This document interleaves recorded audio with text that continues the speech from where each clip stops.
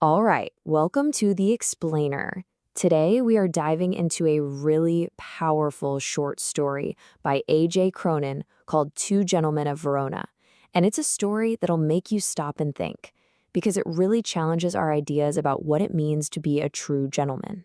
You know, this whole story really boils down to one central question. What actually makes someone a true gentleman? Is it about the clothes you wear, or the money you have, or is it something way deeper than that? Let's get into it. So let's set the scene. The story kicks off on the outskirts of Verona, Italy. Our narrator's car gets stopped by two little boys selling wild strawberries. And right from this very first meeting, you can feel it. There's a real sense of mystery about them. And you see this immediate, striking contrast. I mean, on the one hand, these kids look rough. Worn-out clothes, tangled hair. The narrator's own driver wants nothing to do with them. But then you look closer and you see their eyes. They had these dark, serious eyes that held a kind of weight, a seriousness that just didn't match their age. So, who are these kids? Well, we find out they're brothers. Nicola is the older one, he's 13. Kind of steady and mature. And then there's Jacopo, who's 12 and described as being as lively as a squirrel. But even with these youthful descriptions, there's this surprising seriousness about them that just pulls the narrator in. And that mystery, it only gets deeper as the narrator spends the next week in Verona. He starts noticing them everywhere, and he sees this absolutely incredible work ethic. These boys weren't just selling some strawberries. They were hustling nonstop from dawn till midnight. And the list of jobs they did was just staggering. Seriously, they were everywhere, doing everything you can imagine. Shining shoes in the main square, selling newspapers late into the night, acting as tour guides, even running personal errands. These kids were always working. Now, you'd think with all that work, they must be making some pretty good money, right? But here's the puzzle. They spent almost none of it on themselves. They were always in the same shabby clothes, and they barely ate, just some black bread and figs. The narrator just could not figure it out. Which brings us to the big question that's just hanging over this whole first part of the story. Where was all that money going?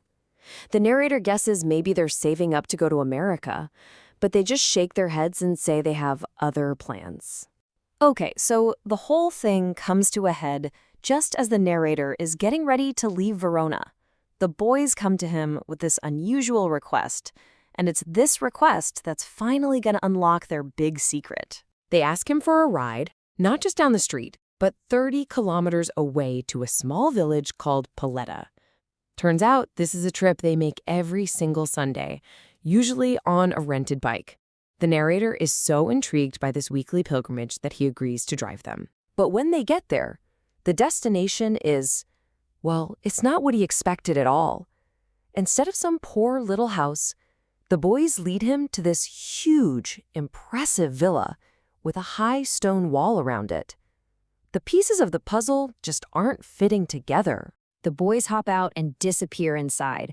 And at this point, the narrator's curiosity just gets the best of him. He follows them to the entrance, and it's right there that the secret they've been guarding so fiercely is finally going to come out. And in one single moment, everything just clicks. That grand villa? It's not a private home. It's a hospital. A nurse in a crisp white uniform comes to meet him at the door. The narrator peeks through a little glass partition, and there he sees them, Nicola and Jacopo, with a young woman, maybe 20 years old. It's their sister, Lucia, and he can see the family resemblance in her soft, kind eyes as she listens to her brothers chatting away. The nurse explains what's going on.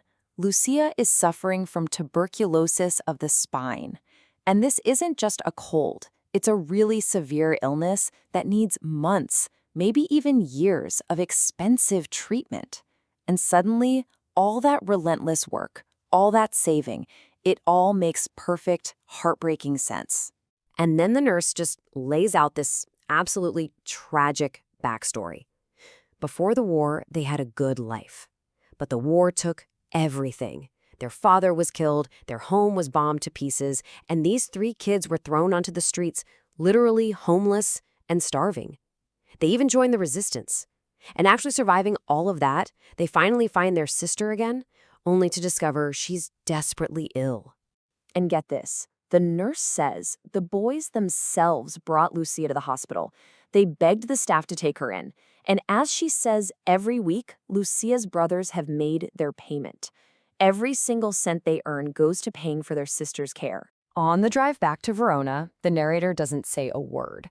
He's just completely moved. He finally understands who these two boys really are, which, brings us right back to our original question.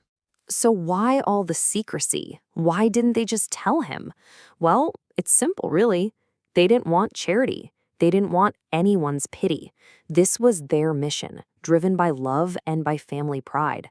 It was their secret to keep, and the narrator totally gets that, respecting their dignified silence. Their story just perfectly demonstrates a profound truth, one that has nothing to do with social status or money. It's that selfless action brings nobility to life. And that's it. That's the ultimate answer. Nicola and Jacopo were, without a doubt, the truest gentlemen in all of Verona. Their nobility had nothing to do with how they looked and absolutely everything to do with their character. A character built on unwavering love, devotion, and incredible sacrifice. And that leaves us with one last thing to think about. This story shows us that the horrors of war and all their suffering didn't break these boys' spirits. In fact, it did the opposite. It revealed their incredible strength. It really makes you wonder, doesn't it? How does adversity reveal who we truly are?